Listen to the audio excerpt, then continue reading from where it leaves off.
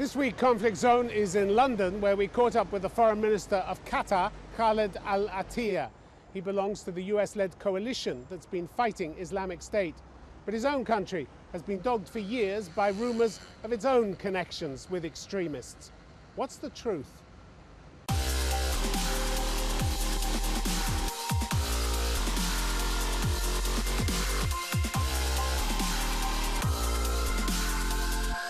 Foreign Minister, welcome to Conflict Zone. Thank you, Tom. Your coalition is in chaos. Your anti-ISIS coalition is in chaos. The Russians are calling all the shots now. Have you finally given up on dislodging President Assad of Syria?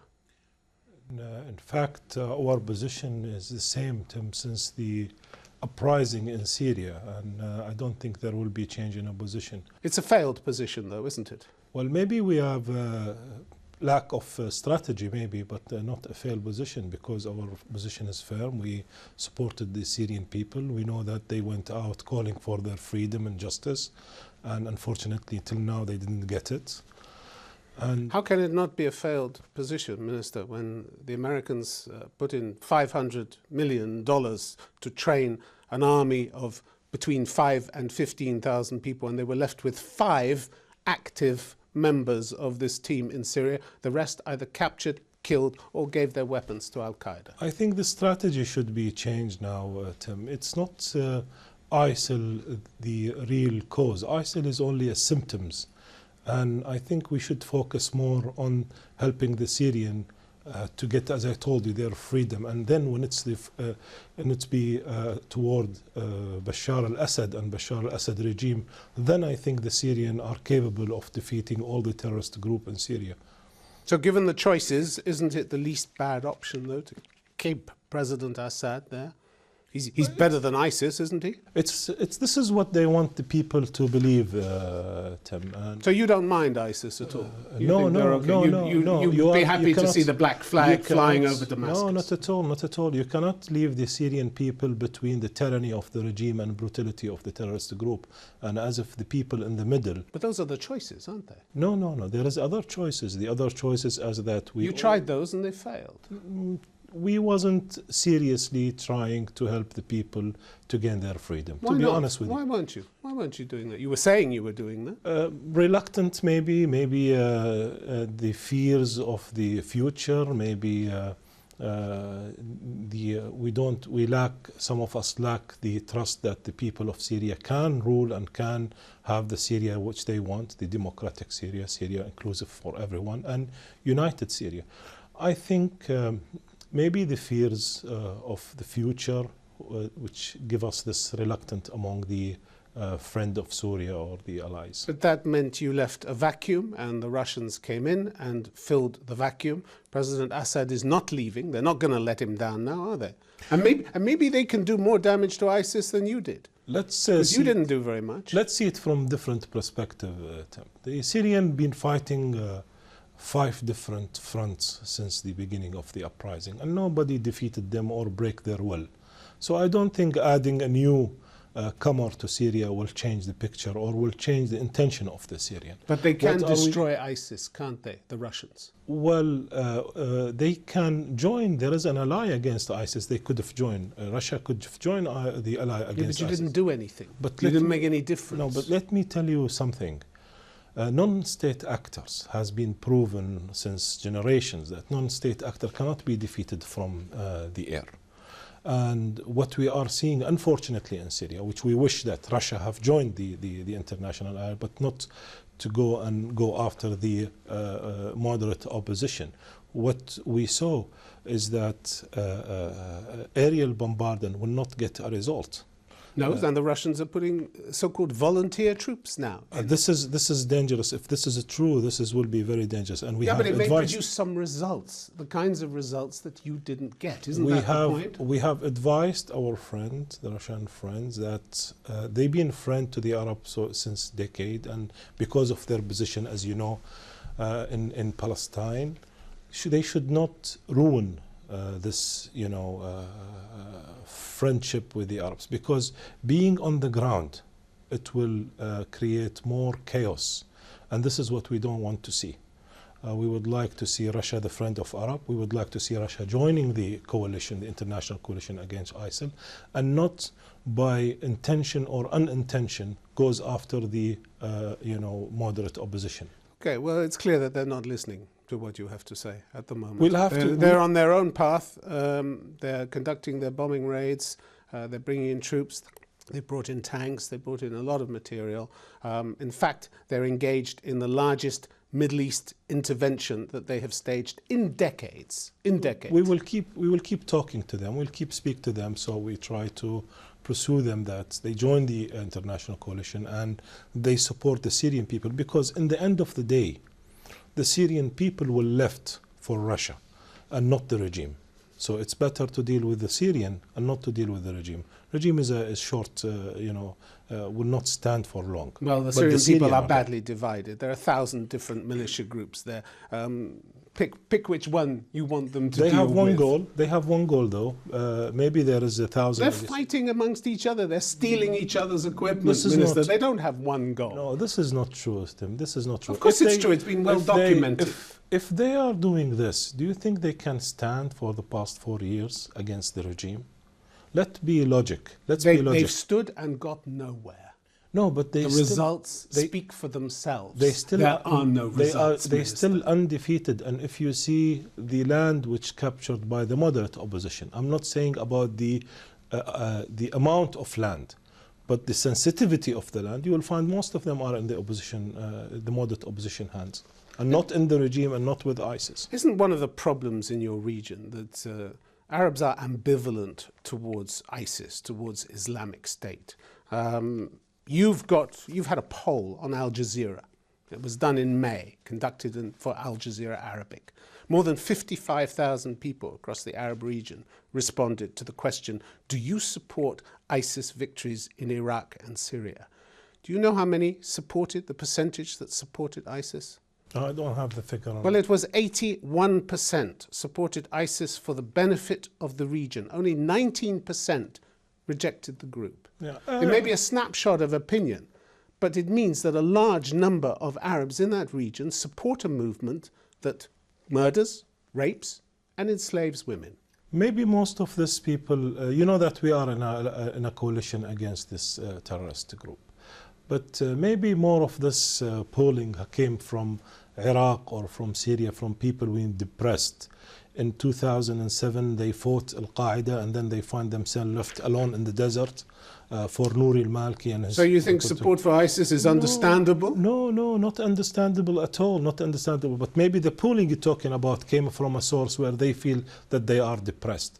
But in the end of the day, we stand firm against this. It's your poll, it's your Al Jazeera poll. But it's for all the world.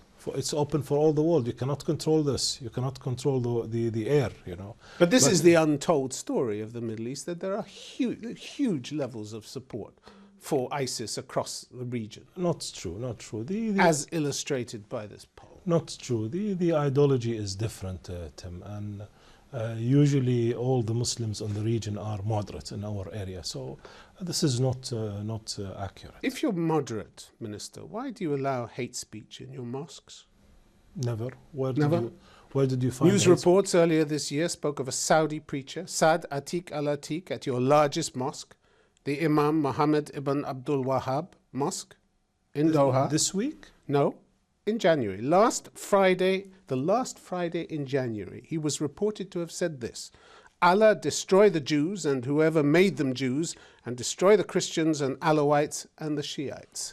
That's hate speech, isn't it? For sure we don't agree with what he said. But you give him a platform to say. We didn't give him a platform to say so, but you believe, you are in Europe, you believe in freedom of speech. This is represent his own view. He does not reflect the this country. This is hate speech. But this is reflect the man himself. It does not reflect the stand of the state or the country. You put him on television. You put him on Qatar TV saying those things. If you allow a platform for people to say these kinds of things, why should the West trust you as an honest broker? Why? Well, because they know we are when individuals are not accounted on the general stand of the country, say something. This is, as I told you, reflect what they are.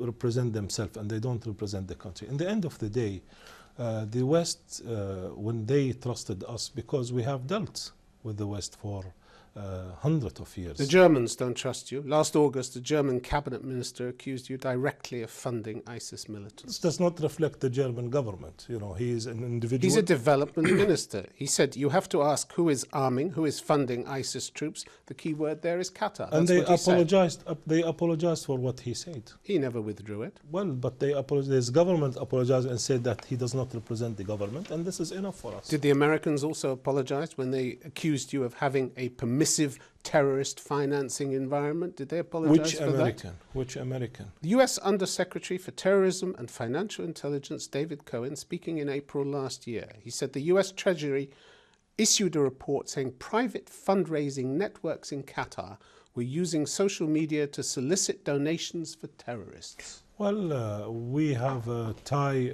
relation with these agencies, and they know what we do in Doha, and they are yeah, but they don't make this up, do but they? This is the US government. They don't make it up. This was again an individual statement by Mr. Cohen, where he did not provide us at that time a proof so we can take the procedure we want to take. I'm not going to talk in details on this specific statement, but we asked so many times for a proof of documents so we can take our legal steps against whoever is doing this. Until I sit with you here today, we didn't receive anything. And you would take measures, would you? If they gave you the information? For sure. Because in 2004, let's look at what you did do. In 2004, you passed a law that made terror financing a criminal offence.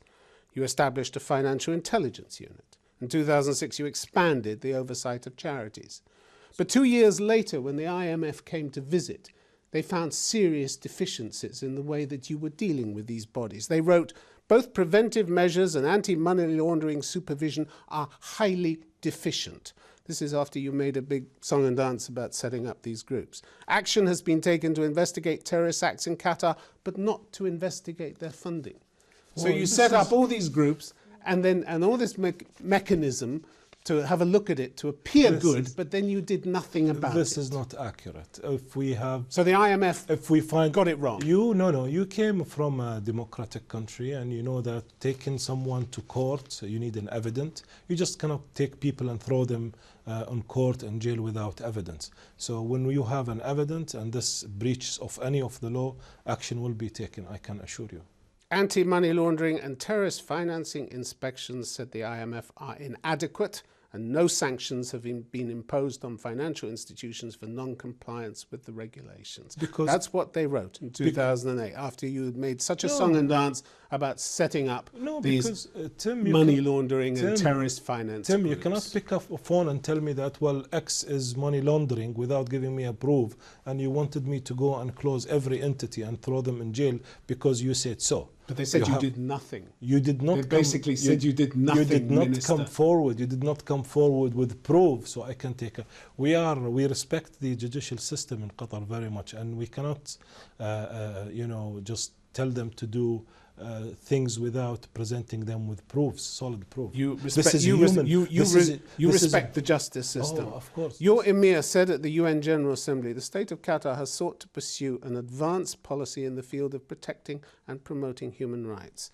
In May this year, Human Rights Watch condemned the Gulf countries, Qatar included, for the widespread practice of penalizing legitimate dissent in the name of national security. GCC rulers have cast a blanket of repression over the region in response to their citizens' calls for political reform. That's Human Rights Watch. You know Human Rights Watch. They don't make this stuff up either. I invite you with the Human Rights Watch today to come with me to Qatar and see if we have a single person in jail because of his political intention or because of his... So they got it wrong, did they? In Qatar, we don't have a single... And President Obama got it wrong in April when he said GCC governments should be more responsive to their people and to the importance of distinguishing between genuine threats and dissatisfaction. Are you talking about GCC here or Qatar? Qatar as part of the GCC. No, I'm entitled to speak about Qatar in your show here. So if it's Qatar... Well, you also have a role as chairman of the GCC Council at the moment, don't you? The Absolutely, Gulf Cooperation Council. So you can speak for both. No, in your program... You can speak for both. No, in your program, I'm in capacity to speak on Qatar. And I can tell you and assure you that we don't have a single prisoner in Qatar because of, a prisoner of conscience or prisoner because he wanted to have, reform. Well, you know perfectly well that Amnesty International disagrees with you on that. The case of Mohammed Al-Ajmi, the poet who was jailed in 2012, first to life and then 15 years, in a trial that Amnesty International called flagrantly unfair. Flagrantly unfair. Amnesty can say whatever they want. Mohammed Al-Ajmi committed a crime according to the Qatari Criminal Code, and he been trialed. And this shows you that the first instant court find him guilty, so they give him the first punishment. And the appeal thought that this is, does not match what he did, and they bring the sentence. Okay. This is everywhere. You say this is in Germany. What is not everywhere is that he was held in solitary confinement from the moment he was arrested. He wasn't even formally charged until August 21st, 2012, 9 months after he was arrested. 9 months in solitary confinement in a very small cell. He wasn't allowed to see his family for 3 months.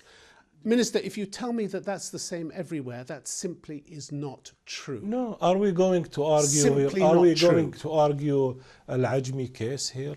If the court find out what you're saying is right, do you think they will stand him in front of they will stand him in front of the court? They will release him if they find this breach is going. He was forced to sign a document that he had recited his poem in a public place, even though he claimed he didn't. Oh, nonsense. He was refused permission to have the lawyer that he was given. He wasn't even allowed to attend the final session of his own trial, nor was he in court to hear the verdict. He wasn't allowed to be in court, even though the judge said he was. This is bizarre practice in the extreme, isn't it? You should come and check the record. This is none of this. This is Amnesty International, who you work with plenty of times, and this is what they say. If this is their report on Mohammed Al-Ajmi, I can tell you now that their report is wrong.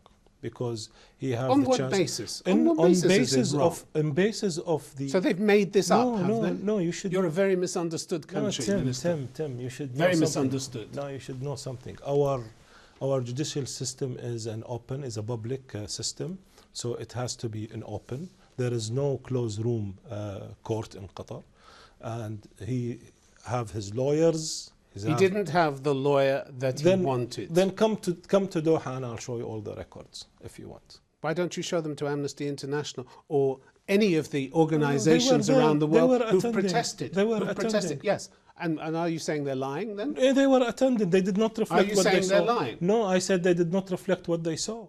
They must have done. No. When is the lie? You're saying they made it up. Then. They didn't. Yes, you can say. You're saying they made it up. They don't make things up. You can say they made. They don't make things up. Well, they wasn't. And you know they don't make things up. They do sometimes. When was the last time they made something up, Minister? And they should go. You should go and check your records. When was the last time they made something up? Well, this is a not. They did not reflect it truly. No, not at all. This man have breached the law. So somehow Amnesty International has started creating fantasies about Qatar. No, Why would they bother? They did not reflect this truly, to be honest with you. The other thing that causes concern in the West is your support for Hamas, which the West has branded a terrorist organization. I know you have your own views on who is a terrorist and who isn't, but the use or threat of violence, often indiscriminate in support of political or other aims, is a reasonable starting definition. And this is what Hamas does, doesn't it? But you continue to call them a resistance movement focused on liberation. Why? Because they are. They never came out of Palestine seeking to do wrongdoing outside Palestine. They are there. They do plenty of wrongdoing in Palestine. They are legitimate. They came through. Ballot. If you disagree with me, then okay, we can discuss this. They've been elected by their people. Next day, everybody. In the day one after their election. But Minister, they have engaged in summary executions, arbitrary arrest, and tortured detainees. What kind of liberation is delivered by torture and summary execution. It's not of what kind of liberation is that? It does not. I don't have anything. It's not after. It's out of my knowledge of what you are saying. I know that their case is to liberate Palestine. It's been widely documented. Today, 25 Palestinians were summarily executed last August. Hamas conducted arbitrary arrests and tortured detainees. This is Human Rights Watch report. Today Hamas is more pragmatic than ever. I think today a best way, rather than discussing where they are they legitimate or not, to work to bring everybody together and to make this peace process happen, rather than just picking on groups and says they are legitimate and not legitimate. And you don't care about their human rights record? We do. No, we do. Well, you clearly don't. No, we do. Because you haven't even read these reports about what they've been doing. No, we do. And summary executions and torture doesn't bother you at all? It doesn't. I don't. You have never saw knowledge. that? No. It's well, not we'll give you the knowledge. reports. Oh, if you please like. do so. No, please. And do then so. maybe you'll change your Please mind do so. about Hamas, will you? Please do so. Please do so. Anyway, Hamas, as I told you, and as I always say, they are movement of liberation.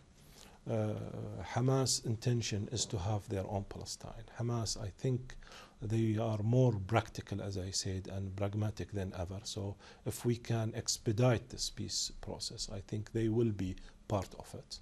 And this is what we all need. Despite their appalling human rights record, you still need that. Well, we need the bigger picture is we need to reach to a peace process in the region. Region is tired, Tim, and I think but built on human rights violations isn't going to be much of a peace process. Human rights comes first, for sure. Let's talk about FIFA. FIFA 22, the World Cup that you were awarded.